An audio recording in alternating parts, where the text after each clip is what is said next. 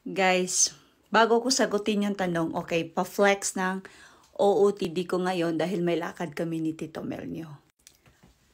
Maganda siya guys, pag only child ka lang. Maganda na medyo mahirap. Ang una, ang kagandahan is, solo mo yung ipapamana ng magulang mo. Sagwa. Pero totoo yon. Mahirap to the point na pag may kailangan yung parents mo, pag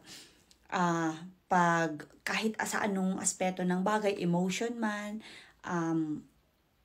money man, or kahit ano, solo mo na ikaw lang din yung tutulong sa magulang mo. Pero, kung may pamana, solo mo din. Kaya, masarap na mahirap. Pero sa part ko guys ha, sobrang grateful ako sa magulang ko dahil yung dalawang parents ko, mama at si papa, talagang mahal na mahal nila ako. Ganun ko din sila kamahal. Kaya nga ako uuwi sa Cebu guys, diba? Dahil sa parents ko. So by the way, may bagong product na naman akong ipapakilala sa inyo at sabay-sabay nating itatry ngayon. This is from Cloud Beauty, Lip Mousse and Lip Shadow. So ganito yung hitsura niya. Mahilig akong mag-try talaga ng mga bagong products.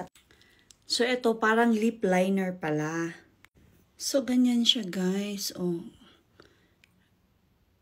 Ayan. Oh, gara nito ha. Ang ganda. Naku, magugustuhan na naman ni Kona to. Tapos, itry ko din itong lipstick nila. Naku. Ay.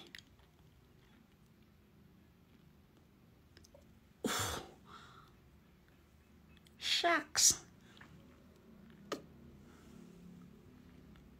Guys, ang ganda ng kulay nito.